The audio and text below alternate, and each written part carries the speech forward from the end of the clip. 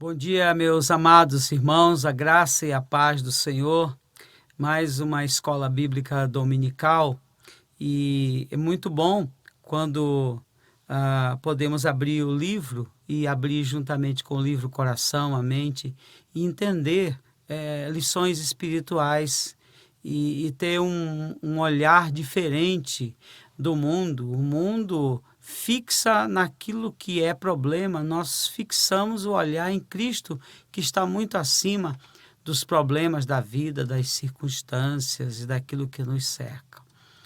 O que nós queremos falar nessa manhã, texto baseado em Romanos capítulo 8, o versículo 18 até o versículo 25, sobre como tirar proveito das situações do pior cenário, das situações difíceis da vida.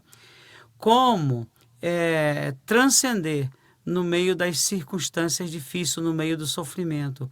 Como aprender a tirar vantagem, a lucrar no meio da adversidade. Paulo, perito nisso, ele vai trazer essa palavra que com certeza vai encher o nosso coração de motivação, de iluminação espiritual, para que a gente possa, num momento como este, tirar proveito da situação, vencer, olhar a vida com um olhar transcendente, com um olhar acima da sujeira, acima da bagunça, acima do caos. Diz assim o texto sagrado: porque para mim tenho por certo que os sofrimentos do tempo presente não podem ser comparados com a glória a ser revelada em nós. A ardente expectativa da criação aguarda a revelação dos filhos de Deus, pois a criação está sujeita, não voluntariamente, mas por causa daquele que a sujeitou, na esperança de que a própria criação será redimida do cativeiro, da corrupção, para a liberdade da glória dos filhos de Deus. Porque sabemos que toda a criação a um só tempo geme e suporta angústias até agora. E não somente ela, mas também nós, que temos as primícias do Espírito, igualmente gememos em nosso íntimo, aguardando a adoção de filhos, a redenção do nosso corpo. Porque na esperança fomos salvos. Ora, a esperança que se vê não é esperança, pois o que alguém vê, como espera? Mas se esperamos o que não vemos, com paciência o aguardamos. Nós temos a mente de Cristo. Vamos partir desse princípio. Paulo, ele declara que nos manejos da nossa espiritualidade, quando a gente atua, opera pelos frutos do Espírito, nós mensuramos a vida por valores espirituais. Embora estando no mundo, sofrendo os impactos da vida, na carne, na dor, nós olhamos com uma visão espiritual de todas as coisas. E Paulo chama isso de a capacidade de ter a mente de Cristo. Aí, quando ele fala da mente de Cristo, está falando da interioridade, do coração, dos reflexos, das percepções, como a gente enxerga tudo isso. E ele vai dizer que quem tem a mente de Cristo, naturalmente vai interpretar todas as coisas como Jesus interpretou a vida diante das dificuldades, das intempéries e tudo mais. E Jesus, na sua morte, no seu sacrifício, no seu estado de humilhação, ele nunca se vitimizou diante da situação que se apresentava, do ódio humano, da rejeição, das ameaças, tudo aquilo que vinha dos humanos, ele tinha absolutamente controle. Até quando ele entrega a sua alma na morte, quando ele vai para a cruz, ele vai dizendo assim: agora é chegada a minha hora, aproveita, porque ele tinha o controle, ele tinha a agenda muito bem elaborada de tudo. Ele não se abatia por nada, ele não se desesperava, ele não perdia o controle. E nós temos a mente de Cristo. Significa o quê? Que nós temos, pela ação do Espírito Santo, a capacidade de assimilação de todas as coisas como Jesus teve. Esse é o raciocínio simples. Agora, Quando o apóstolo Paulo fala dos sofrimentos do presente, ele diz assim: os sofrimentos do presente nos inspira, nos projeta para coisas gloriosas. Os sofrimentos do presente é a base de superação, é a base de um deslocamento de uma espiritualidade que vai trazer gozo. Quando Jesus disse que deixa a paz, ele deixou a paz no meio da guerra, no meio do conflito. Agora, nós estamos vivendo o conflito de toda a natureza. Quais são as lições de oportunidade que a gente pode tirar disso? Quais são as vantagens que eu como crente em Cristo, discípulo de Jesus, que obedece a palavra, que crê no Evangelho, quais são as lições importantes? Quais são os proveitos que a gente pode tirar desse momento, dessa catástrofe, de tudo que acontece aí? Bem, ele vai colocar aqui o primeiro proveito, a primeira vantagem que a gente tira das angústias do tempo presente é estabelecer as certezas na nossa alma. Nós temos uma crença, mas se você não testar essa crença através do reverse, você não tem certeza da sua crença, você tem consciência, você tem noção. Agora, quando você se vê em aperto, as certezas da tua salvação, a certeza do amor de Deus, ela é estabelecida no tempo de angústia, no tempo de sofrimento. Ele diz assim: para mim tenho por certo de que os sofrimentos do tempo presente não podem se comparar com a glória a ser revelada em nós. Ele estabelece as suas certezas, a base da sua certeza, no meio dos sofrimentos do tempo presente. A gente faz essas perguntas, parece chavão, mas assim, você tem certeza da sua salvação? Você tem certeza do amor de Deus na tua vida? Você tem certeza que Ele está cuidando de você? Você tem certeza de que aquele que crê nele, o mal não vai te abater? Você crê nisso? Você crê através de uma educação religiosa? Ou você crê nisso através de uma vivência? Porque você está encarando situações adversas na tua vida e a tua fé, a tua crença, ela se destaca nesse momento, a ponto de você dizer assim: agora eu sei em quem tenho crido, agora eu sei, eu te conhecia só de ouvir, agora os meus olhos te veem.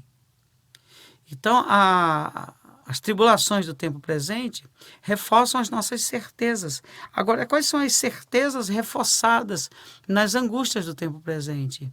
A primeira certeza que podemos destacar aqui sobre as glórias que serão ainda reveladas. Eu tenho certeza que nesse momento de sofrimento, as glórias a serem reveladas serão infinitamente maiores.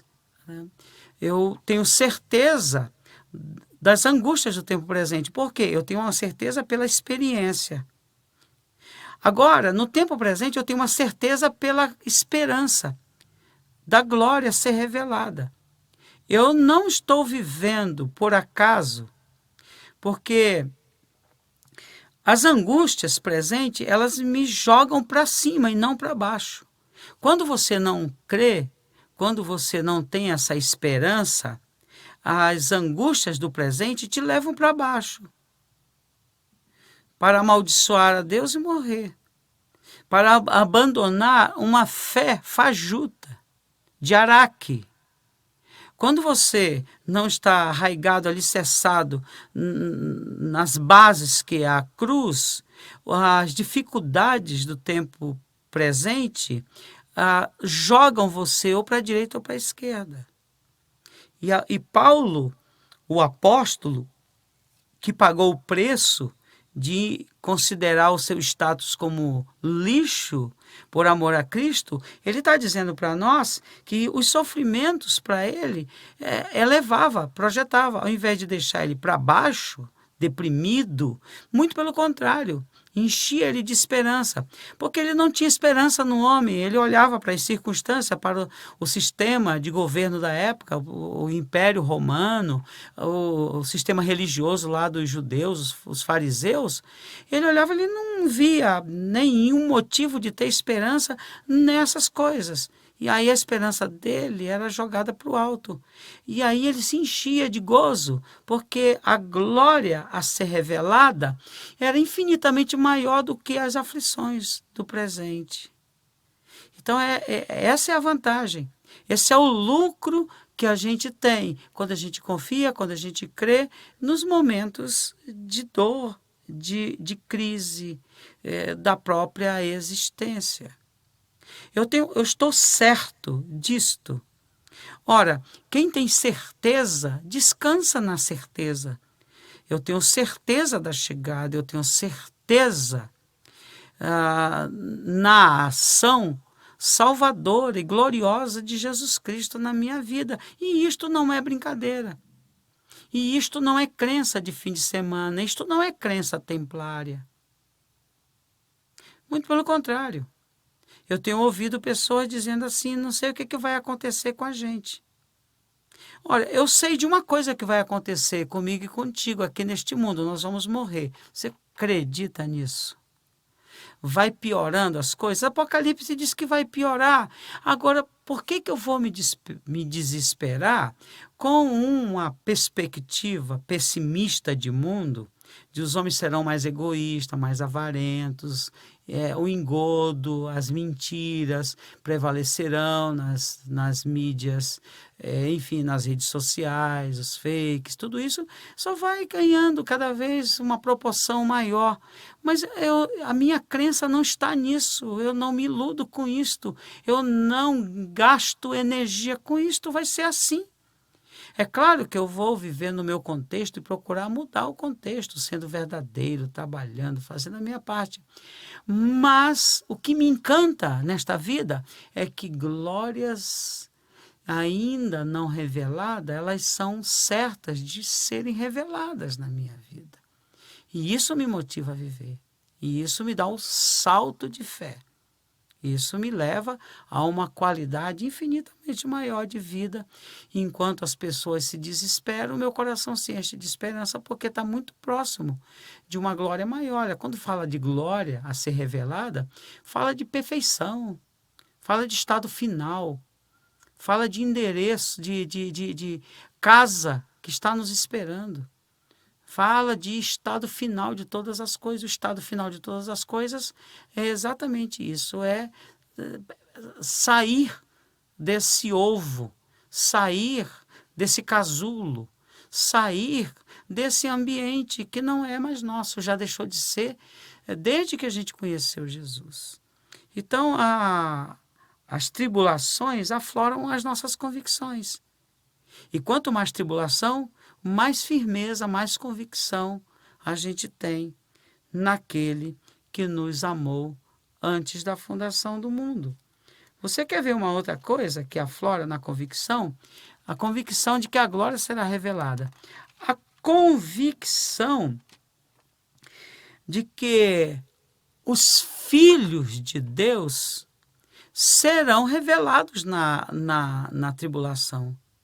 É assim, a natureza, a ardente expectativa, o versículo 19, a ardente expectativa da criação aguarda a revelação dos filhos de Deus.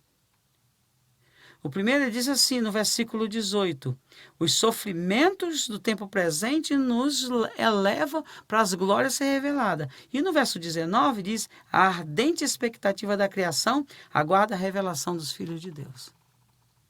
Sabe por que Paulo fala isto? Porque existe uma confusão enorme hoje no mundo das religiosidades, que todo mundo é filho de Deus, todo mundo é crente, todo mundo vai para o céu, todo mundo é salvo, etc, etc. As aflições do tempo presente, elas são seletivas. As angústias, a ardente expectativa da criação aguarda a revelação dos filhos de Deus. Quando a Bíblia fala de filhos de Deus no contexto de Paulo, não está falando de filhos de Deus do ponto de vista apenas da criação. está falando de filhos de Deus do ponto de vista da adoção, da redenção, dos nomes escritos no livro da vida do Cordeiro.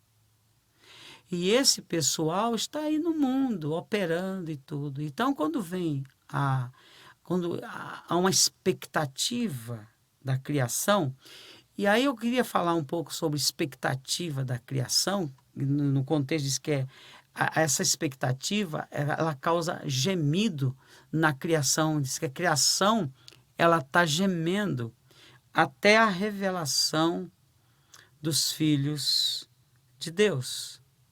A ideia aqui é de um parto, é como se a própria natureza, o mundo, com as alterações climáticas, com os terremotos, com as pragas virais e bacterianas e todo esse rebuliço, é como se uma mulher estivesse para dar à luz uma criança. Ela está numa expectativa, já está dando sinal de que a criança está para nascer.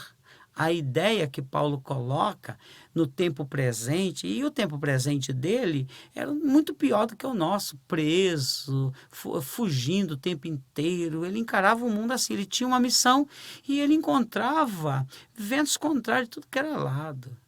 E ele está dizendo assim, eu olho tudo isto como uma espécie de dor de parto, a natureza gemendo, como uma mulher com dores para parir a criança, e tudo isto que está acontecendo, ela está aguardando a revelação dos filhos de Deus. O problema é que hoje qualquer um que coloca uma placa na sua testa de nome de cristão ou fazendo parte dessa ou daquela religião, ele é filho de Deus, ele é salvo. Mas a Bíblia diz que nem todo aquele que diz Senhor, Senhor entrará nos reinos dos céus. Os filhos de Deus estão perdidos, desaparecidos no meio do caos, no meio das massas. E de repente, essa expectativa, ela é seletiva. Por quê? Porque os filhos de Deus se revelam no caos, com testemunho, com firmeza, com certeza, com amor, com esperança, e aí eles vão fazer o quê? Com aqueles que não têm essa experiência, acolher, pregar o evangelho. O crescimento da pregação do evangelho normalmente acontece no meio dos gemidos, da dor, da dificuldade. E o apóstolo Paulo, ele tinha certeza, o tempo presente, a angústia projetava essa certeza, tanto das revelações das glórias ser revelada, quanto da própria revelação dos filhos de Deus no meio das sombras, no meio da escuridão. A luz, ela vai brilhar quanto mais as trevas forem densas. Nós estamos num mundo de densas trevas. E quanto mais fica escuro, mais a luz brilha. O próprio Jesus diz assim, assim brilhe a vossa luz diante dos homens. É a revelação dos filhos de Deus, que é a convicção, que é um homem que aprendeu a tirar proveito da situação, a ganhar enquanto todos perdem, a ter um olhar de fé e entender de que as angústias do tempo presente, elas servem, elas adubam o nosso pomar, o nosso jardim. Nós utilizamos tudo isso para crescer na adversidade. E o tempo presente, ele é seletivo. Ou ele vai nos projetar, nos melhorar, ou nós vamos sucumbir, nós vamos perecer. A convicção de Paulo, diante do sofrimento, diante das angústias do tempo presente, além desses dois aspectos que eu coloquei, da revelação das glórias a ser revelada e da revelação dos filhos de Deus, quem é quem nesse caos, também diz a convicção dele que as glórias, que as angústias, melhor dizendo, do tempo presente, vai fazer o quê? Purificar a criação das corrupções humanas. É que ele diz assim, na esperança de que a própria criação será redimida do cativeiro da corrupção. Versículo 21. Para a liberdade da glória dos filhos de Deus. Essa angústia do tempo presente, ela age de uma maneira impressionante, ela expurga todo o lixo humano. A gente percebe lampejos disso de uma maneira interessante nesse momento que nós estamos vivendo. Você tem visto e ouvido relatos de solidariedade das pessoas para quem sofre? O sujeito que está ali numa fila querendo regularizar o seu CPF e está desempregado e de repente aparece numa reportagem, todo mundo se solidariza. De repente, se essa coisa vai mais longe, o que a gente vai perceber é diminuir sensivelmente o fluxo das perversões, as pessoas começam a entrar num projeto de humanização, a gente percebe bondades, generosidade, sim, a angústia do tempo presente expurga a corrupção do mundo. E se a coisa for mais longe, o que acontece com os corruptores? Eles não sobrevivem a isto. Por enquanto está tendo briga de cachorro grande para tudo que é lado. Mas se a coisa começa a apertar e começa a doer e começa a mexer, as pessoas começam a abrir mão. Eu fico impressionado de ver hoje os milionários doando 5 bilhões de dólares, não sei quanto. E isso representa, nem faz cócega. Eu fico me perguntando por que não fizeram isso antes, no tempo das vacas gordas. Mas Paulo está dizendo aqui aos romanos de que angústias do tempo presente humaniza, purifica, expurga corrupção. Não é a angústia do tempo presente que salva ninguém, mas Deus promove isto para que realmente as pessoas olhem para si e descubram que elas não são mais fruto do meio, elas são frutos do amor de Deus. E elas são encorajadas a ter uma vida diferente, a se voltar um para o outro. O clamor lá de Amós é de que nos tempos de angústia, quando os sacerdotes choram, a partir do choro, a partir do clamor, diz que os pais se convertem aos filhos, os filhos aos pais, as coisas mudam, ganham um contorno muito mais parecido com a criação do que com um projeto Frankenstein do diabo, criando egos falsos, criando vidas de submundo. E é isso que Paulo está dizendo, eu me alegro, porque tudo isto é purificador, porque tudo que está acontecendo, Deus tem um propósito de melhorar a raça, de deixar os homens, as pessoas, com muito mais condições de uma conversão genuína. E cada um procurar a ter um relacionamento muito mais gratuito, espontâneo. Então essa é a palavra aqui neste maravilhoso capítulo. Enfim, de que as angústias do tempo presente, analisando sobre esses 3 aspectos, projeta a glória ser revelada, revela verdadeiros filhos de Deus, expurga pecados, corrupção, malandragem, pecado que tem corroído como um câncer, a raça. E é isso, essa é a palavra que eu quero deixar para os meus amados irmãos. Vamos orar. Feche os seus olhos. Senhor, a Tua palavra é viva e eficaz. E esse texto ele salta aos olhos diante das situações que a gente está vivendo. A alma do justo, vivendo no mundo, sempre foi aflita. O Senhor Jesus no seu nascimento, na sua vida, morte e ressurreição, se humilhou. A tua palavra diz, humilhado até a morte, morte de cruz. Humilhado pelas angústias de um mundo pecaminoso, de uma política suja e de tudo aquilo que o Senhor viu. Mas que o Senhor ressuscitou, emergiu, venceu tudo isto. E nós queremos olhar para a tua vitória e queremos, num momento como esse, de tantas lutas, de tanta dor, tirar proveito dessa situação, perceber de que é nesse momento que a gente vê tanto brilho celestial na alma da gente, tanta tranquilidade. E eu tenho certeza que o teu povo na face da terra está tirando proveitos maravilhosos desse momento. Fica conosco, abençoando-nos e fortalecendo-nos. Em nome de Jesus. Amém.